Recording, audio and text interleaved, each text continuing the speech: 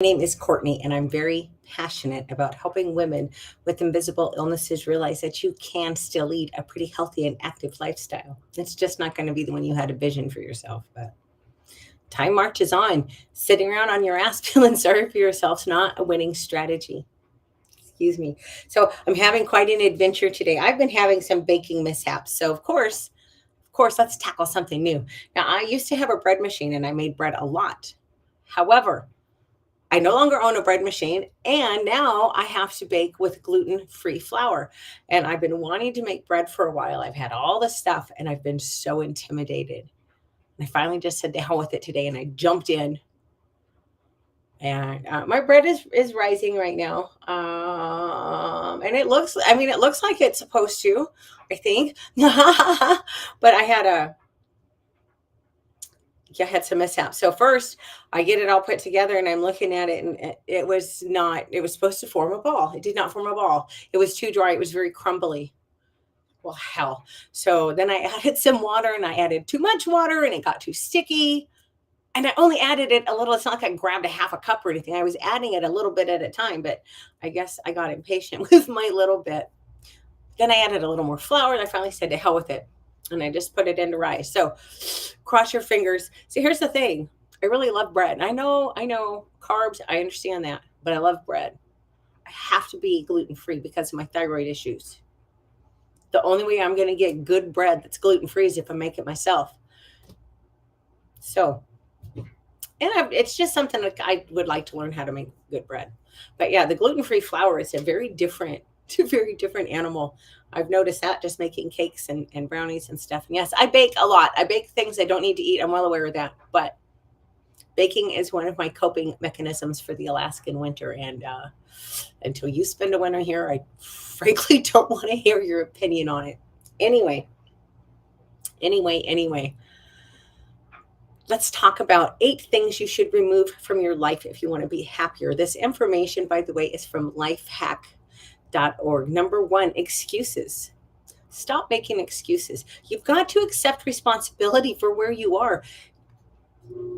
Look, you may not be happy with where you're at, and truly that's okay. But you can't blame other people. Maybe other people helped put you into scenarios that led you down bad paths, but at the end of the day, you make your own choices. You have a tremendous role in where you're at. You have to accept that. Stop making excuses. You know what I make excuses about? My nutrition. All damn day long, I can make excuses about my nutrition. Oh, I'm too tired to cook. Oh, well, I just, I'm tired and the ghrelin and the leptin, and so I want sugar. It's all bullshit excuses. I mean, if I'm being really honest, it's just excuses. An excuse is simply a lie that we tell ourselves. Number two, you got to let go of the idea of perfectionism if you want to be happy. You know why? It doesn't exist. Perfect only exists in movies and catalogs. There is no such thing in real life. So why on earth make yourself and everybody around you crazy trying to achieve the impossible? Just try to be better than you were yesterday. You don't have to be perfect. Nobody, and frankly, people who try to be perfect, they're such a pain in the ass because they're so uptight. Just try to be better than you were. Don't try to be better than somebody else because you don't know their story. Just try to be better than you were yesterday. If we all did that, the world would be a much better and happier place. Number three, thing that you need to let go of if you want to be happier: fear. What the hell are we so afraid of? Anyway, one of my mentors from afar says, unless you're being chased by a bear, you probably don't have a lot to be afraid of. Well, I probably have better odds than anybody watching this being chased by a bear. And you know what? A lifetime in Alaska, or almost a lifetime in Alaska, it ain't happened yet. So what are we afraid of? We're afraid of getting our little egos bruised. Oh, well, so the hell what? We tend to let fear minimize us. Don't minimize yourself. You're worried about what other people are going to think? Why? Truly, why? And I do this. I worry about what other people, I can get very caught up in that at times. Other times I could really not give a shit. But why do you care what other people think? It's none of your business. Truly, it's none of our business what other people think of us. But the people, and I know I say this a lot, but the people who love you, They're going to love you. Even if you do something colossally stupid and screw up, they might be very unhappy with you. But you know what? They're still going to love you. The people who don't love you, they ain't never going to love you. It won't matter what you do. So quit worrying about what other people think. Quit worrying about your little fragile ego. And if you don't fail, you're not learning. So don't be afraid to fail. Failure is simply feedback. That's all it is. Oh, wow, I tried this and I fell flat on my ass and I'm a little embarrassed. But now I know that doesn't work. Like, seriously, just making bread this morning. It would be really easy for me to go, oh, screw this. This is a mess. I could have thrown it all out. But I'm going to go. I'm marching forward. And I can already see a few places where I want to make adjustments on my end of things. It wasn't the recipe. It's like, oh, okay, I need to pay more attention here, there, and there. So this loaf of bread, no matter how loaves, it makes 2 loaves, no matter how they turn out, it's not failure. It's just feedback. And you bet your ass I'm going to try again because I'm determined to figure out how to do this. Number 4, you need to let go of your need for control. You can't control everything. There's a great saying. I wish to goodness I'd come up with it, but I just love it. God gave me curly hair to remind me that I can't control everything, because I can't, and neither can you. Let go of that idea. You're never going to be able to control what other people do. Hell, you're never going to be able to control a lot of what goes on in the world. All we can do is work on ourselves and work on how we choose to respond to people and to situations. Is it easy? No. But it's worth it. I am tired of, for a long time, I was just so emotionally reactive to everything. I can still be I could still get bad about that. But I've gotten so much better at just taking literally just a split second to take a deep breath. Okay, this isn't so bad. And that's enough to allow me to respond to someone instead of just reacting from that raw emotion. Number 5, let go of a fixed mindset. You got to learn to love learning. And in fact, I fell off the learning wagon last spring. I just had so much chaos going on. Most of my good habits fell to the wayside. I was too focused on the immediacy of, like, my dad was very ill and just there was so much going on. Fixed mindset. Sorry. I did fall out of love with learning. It just became a burden and a task. But it's not. It's a gift. We are, especially you guys, we have the flipping internet at our fingertips. We can learn something about any subject under the sun with just a few strokes of the keys. That is amazing. And we really need to appreciate that more and take more advantage of that and learn something valuable. Don't just learn video games. I can get lost in games. I get it. But just make sure you're doing something valuable every day. Not for anybody else but yourself, for your own gratitude, your own gratification.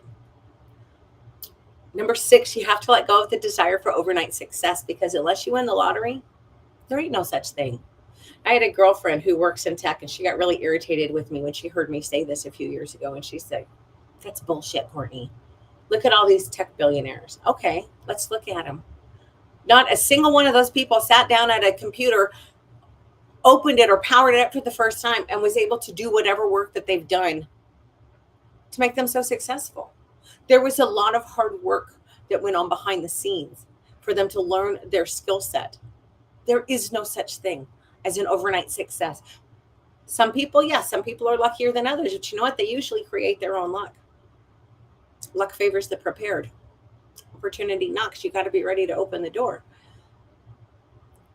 There's so much work involved in becoming successful, and that's okay. If you want to do it, just be realistic with yourself about what it's going to entail. And you know what?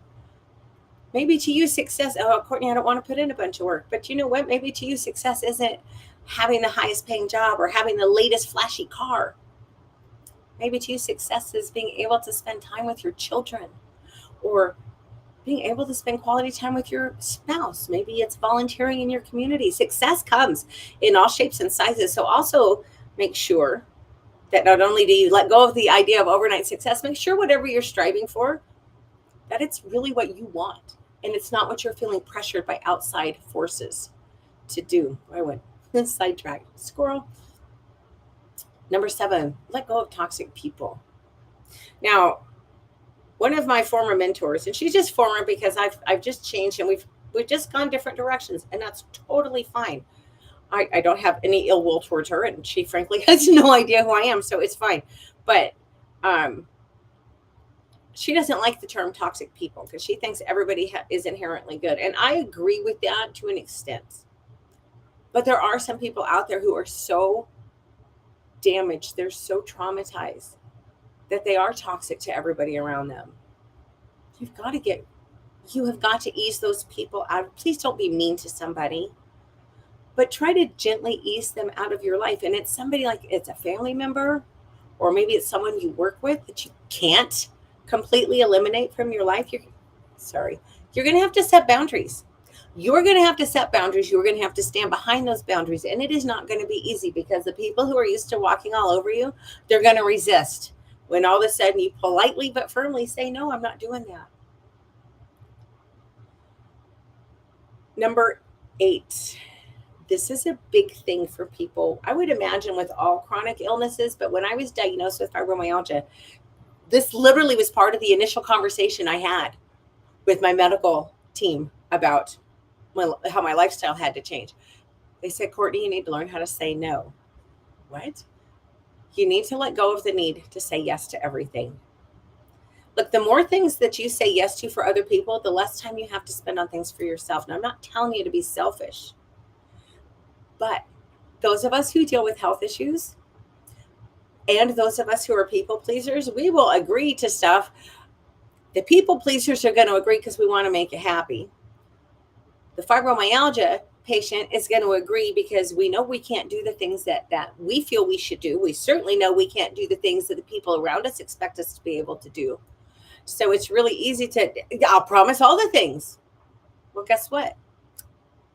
You've got chronic health issues and you already can't handle what's on your plate. You can't afford to bring anything else into the mix. All it's going to do is add a lot more stress to your situation, which you know, it's just going to make your symptoms worse. And when you're a people pleaser, you often say yes to the detriment of your own wants and needs. Stop doing that. Just stop. As a I can't say friend. We were never friends. It was just somebody I knew. We were in a social media group together years ago. But she said something that has just really stuck with me. And it was very simple, but I thought it was so profound. No is a complete sentence. No. Would you like to do this? No. Thank you for asking. That's all you got to say.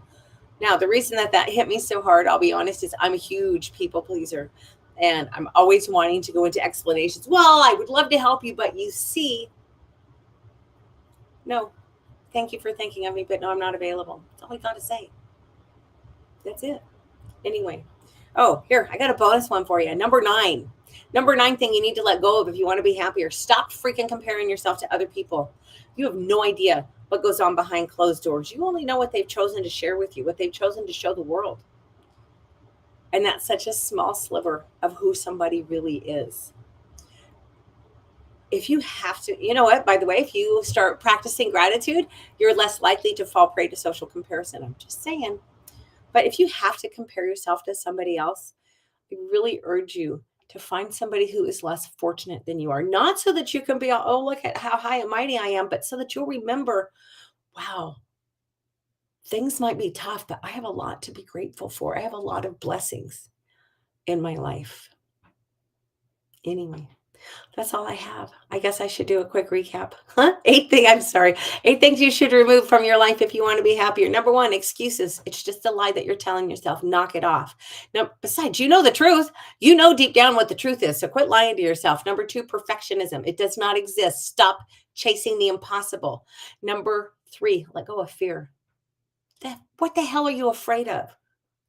Getting embarrassed? So what? If you don't try, you can't succeed. That is what should be embarrassing. Number 4, the need for control. You are never going to be able to control everything. Let it go. Learn how to control how you choose to respond to people and situations. That's all you can do. You need to let go of a fixed mindset. Look, if you just are happy where you're at and you have no interest in your life changing and improving, excellent. You don't need to learn anything. You're done. But if you're like most people, you have to be able to learn to grow. It has to, I really urge you to find something that's going to really help you grow as a person, whether it be the Bible, maybe it's poetry, I don't know, but find something that you can put your time into and that you can learn from so that you can expand your horizons a little. Number 6, you need to let go of the idea of being an overnight success because it's highly, highly unlikely to happen unless you win the lottery. Number 7, gently, please be gentle, but remove toxic people from your life. Look, life is too short. If people don't lift you up, why are you wasting your time and your energy on them? They're not worth it. Let go and move on. Being said, I know it's hard sometimes. I do. But you can't force somebody to like you. And if they've made it pretty clear they're not interested, or if they've made it pretty clear that they're just going to be ugly, move on. You don't need them dragging you down. Number 8, let go of the need to say yes. I think this is particularly important if you have health issues. And number 9, my bonus, stop comparing yourself to other people. You have no freaking idea what's really going on in their life. Anyway, that's all I have for today. I got to say, I get so much grief. I wear a lot of plaid and a lot of flannel. Yes, I do. I'm also like 120 miles door to door from the freaking Arctic Circle. So, there's that. And I had somebody on my Twitter feed several months ago laughing at people who buy clothes at Costco. Hell yes, I bought this shit at Costco and I love this. Ladies, if you're looking for these are the most amazingly soft, warm, comfortable shirts. I bought 2 colors. They have a third. I'm going back to get it because they were so damn cheap. So yes, you bet your ass I buy my clothes at Costco. I ain't too proud for that. Y'all take